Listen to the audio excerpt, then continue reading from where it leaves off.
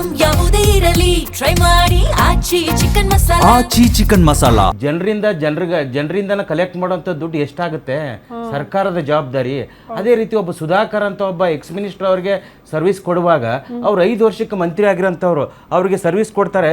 ಇವರು ಇಡೀ ಜೀವನ ಪರ್ಯಂತ ಪೊಲೀಸ್ ಇಲಾಖೆಯಲ್ಲಿರೋಂಥವ್ರು 60 ವರ್ಷದವರೆಗೆ ಕೆಲಸ ಮಾಡ್ತಾರೆ. ಅದು ಒತ್ತಡ ಜೀವನದಲ್ಲಿ ಕೆಲಸ ಮಾಡ್ತಾರೆ. ಈ ಪೊಲಿಟಿಕಲ್ ಈ MLAಗಳು MP ಗಳು ಮಿನಿಸ್ಟರ್ ಇದ್ದಾರಲ್ಲ, ಇವ್ರು ಕಾವಲಿಕ್ಕೆ ಅರ್ಧ ಪೊಲೀಸರು ಇರೋಂಥದ್ದು. ಅದಕ್ಕಾದ್ರೂ ಆ ಮಾನವೀಯತೆಗೋಸ್ಕರ ಆದ್ರೂ ಇವ್ರು ಬಚಾವ್ ಮಾಡೋದಕ್ಕೆ ಅಟ್ಲೀಸ್ಟ್ ಪೊಲೀಸಿಗೆ ಮಾಡ್ತಾ ಇದಾರಲ್ಲ, ಸಾಕಷ್ಟು ಒಳ್ಳೆ ಕೆಲಸ ಮಾಡ್ತಾ ಇದ್ದಾರೆ. ಅಟ್ಲೀಸ್ಟ್ ಇಂಥದ್ದನ್ನ ಇದು ಒಂದೇ ಕೇಸ್ ಅಲ್ಲ. ಈ ಒಂದು ಕೇಸಿಗೆ ಪ್ರಿಯಾಂಕಾ ಖರ್ಗೆ ಅವರು ಕೊಟ್ಟಾಧೀಶರು, DK ಶಿವಕುಮಾರ್ 1000 ಕೋಟಿ ಡಿಕ್ಲೇರ್ ಮಾಡ್ಕೊಂಡಿಂಥವ್ರು. ಇದು ಯಾವುದು ಅಲ್ವೇ ಅಲ್ಲ. ಇದನ್ನೇನೋ ಪ್ರತಿ ಸಾರಿನೂ ಅದೊಂದು ಡಿಬೇಟ್ ಆಗಬಾರ್ದು. ಯಾವುದೋ ಒಬ್ಬ ವ್ಯಕ್ತಿ ಕಥೆ ಅಲ್ಲ, ಇದು ಒಂದು ಸಿಂಪಲ್ ವ್ಯಕ್ತಿ ಕಥೆ. ನಾನು ಸಾಕಷ್ಟು ಸುಮಾರು 15-20 ಪೊಲೀಸ್ ಸ್ಟೇಷನ್ಗೆ ಹೋಗಿದ್ದೀನಿ.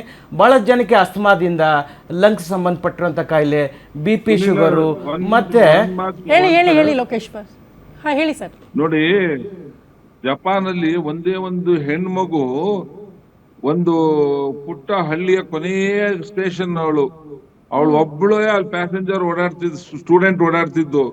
ಅವಳಿಗೋಸ್ಕರ 3 ವರ್ಷ ಟ್ರೈನ್ ಅನ್ನ ಕಂಟಿನ್ಯೂ ಮಾಡುತ್ತೆ ಜಪಾನ್ ಕಂಟ್ರಿ, ಒಬ್ಳಿಗೋಸ್ಕರ. ಇಲ್ಲಿ ನಮ್ಮ ಸಂಬಳದಲ್ಲಿ ನಮ್ದೇ ಕಟ್ಟು ಮಾಡ್ತಾರೆ. ಆರೋಗ್ಯ ಭಾಗ್ಯ ಯೋಜನೆ ಅಂತ ಏನಿದೆ, ಅದ್ ನಮ್ ಸಂಬಳದಲ್ಲೇ ಕಟ್ ಮಾಡಿ ಕೊಡೋದು. ಎಲ್ಲಾರು ಕಟ್ ಮಾಡ್ಕೊಂಡವ್ರಿಗೆಲ್ಲ ಕಾಯಿಲೆ ಬಂದು ಅದನ್ನ ಬೆನಿಫಿಟ್ ತಗೊಳೋದಿಲ್ಲ.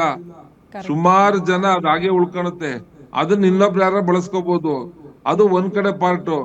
ಆದ್ರೆ ನಾನ್ ಹೇಳ್ತಾ ಇರೋದು, ಸರ್ಕಾರ ಯಾವ್ಯಾವ್ದಕ್ಕೂ ಕಳೀತಾ ಇರೋದ್ ದಿನ ನೋಡ್ತಾ ಇದೀವಿ. ನೋಡಿ ನೀವು ಯಾವ್ದು ಗೃಹಲಕ್ಷ್ಮಿ ಯೋಜನೆಯಲ್ಲಿ ನೆನ್ನೆ CAG ರಿಪೋರ್ಟ್ ಕೊಟ್ಟಿರೋದು ನೋಡಿದ್ರೆ ಭಯ ಆಗುತ್ತೆ. ಅಕೌಂಟೇ ಇಲ್ಲ. 23,000 ಜನದ ಅಕೌಂಟೇ ಇಲ್ದಿದ್ರು ಅವ್ರಿಗೆ ದುಡ್ಡು ಹೋಗಿದೆ. 43 ಕೋಟಿ ಎಷ್ಟು ದುಡ್ಡು ಹೋಗಿದೆ. ಯಾರಿಗೋಗಿದೆ ಅದು? ಅಲ್ಲ ಸರ್, ಈಗ ಭ್ರಷ್ಟಾಚಾರ ಅಥವಾ ದುಡ್ಡು ನುಗ್ಗೋದು ಇದೆಲ್ಲ ಕತೆ ಹೊಸ್ತೇನಲ್ಲ ಸರ್.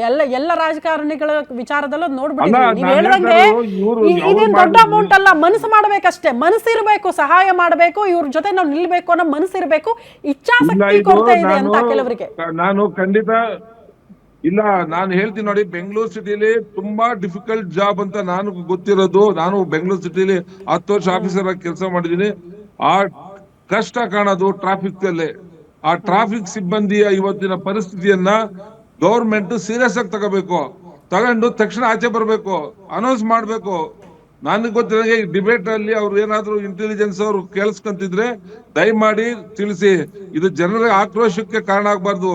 ನಾಳೆ ಅವನ್ ಸಾವು ಏನಾರ ಆದ್ರೆ ಇಲಾಖೆನೆ ನಿಮ್ಮನ್ನ ದೂಷಣೆ ಮಾಡುತ್ತೆ. ಪಬ್ಲಿಕ್ ರಸ್ತೆಗೆ ಇಳಿದ್ರೆ ಹೆಚ್ಚಲ್ಲ. ಇಂಥ ವಿಚಾರದಲ್ಲಿ ಸೂಕ್ಷ್ಮತೆ ವಿಚಾರ ಇದೆ. ಇದು ಎಚ್ಚರಿಕೆಯಾಗಿ ನಾನು ತಿಳಿಸ್ತಾ ಇದ್ದೀನಿ.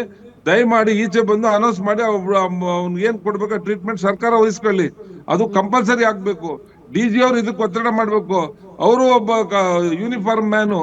ಯಾಕೆ ಅವ್ರು ಈಚೆ ಬಂದಿಲ್ಲ ಇಷ್ಟು ದಿವಸ ಆದ್ರು? ಯಾಕೆ ಅನೌನ್ಸ್ ಮಾಡಿಲ್ಲ ಅವರು? ಹೇಳ್ಬೇಕಿಲ್ಲ, ಸಂಬಳದಲ್ಲಿ 100 ರೂಪಾಯಿ ಕಟ್ ಮಾಡ್ತಾ ಇದೀರಪ್ಪ ಅಂತ ಹೇಳಿ ಮಾಡಿ. ಯಾರು ಬೇಡ ಅಂತಾರೆ ನಿಮ್ಮನ್ನ? ಅದು ಇಲ್ವಲ್ಲ. ನೀವು ಕೊಲೀಗ್ಸ್ ಯಾರಾದ್ರೂ ಸಮಸ್ಯೆಲಿ ಇದಾರಂದ್ರೆ 100-500 ರೂಪಾಯಿ ಲೆಕ್ಕ ಹಾಕ್ತಾರೆ ಸರ್ ಯಾರಾದ್ರೂ. ಈಗ ನಮ್ಮಂತವ್ರೆ ನಾನು ಹೇಳೋದು, ಯಾರಾದ್ರೂ ಸಮಸ್ಯೆ ಅಂತ ಬಂದಾಗ 500-1000 ಲೆಕ್ಕ ಹಾಕ್ತಿವಾ? ಅಂತದ್ರಲ್ಲಿ ಸಿಬ್ಬಂದಿ ಯಾರು ಇಲ್ಲ ಅನ್ನಲ್ಲ. ಬಟ್ ಮನಸ್ ಮಾಡ್ಬೇಕಷ್ಟೇ, ಮಾಡಿ ಕೊಡಿ ಅಂತ ಕೇಳ್ಬೇಕಷ್ಟೇ. ನೋಡಿ, ಸರ್ಕಾರಿ ನೌಕರ ಸಂಘಗಳವರು ಮತ್ತೊಬ್ರು ಬೇಕಾದಷ್ಟು ಸತಿ ತಮ್ಮ ಸಂಬಳಗಳನ್ನ ಒಂದೊಂದ್ ದಿವಸ ಸಂಬಳನ ಬೇಕಾದಷ್ಟು ಸಂದರ್ಭದಲ್ಲಿ ಸರ್ಕಾರಕ್ಕೆ ಬಿಟ್ಕೊಟ್ಟಿದ್ದಾರೆ. ಇವತ್ತು ಈ ಸ್ಪೆಷಲ್ ಕೇಸಲ್ಲಿ ಯಾಕೆ ಆಚೆ ಬಂದಿಲ್ಲ ಒಬ್ರು? ಯಾರು ಯಾಕೆ ಬಂದಿಲ್ಲ?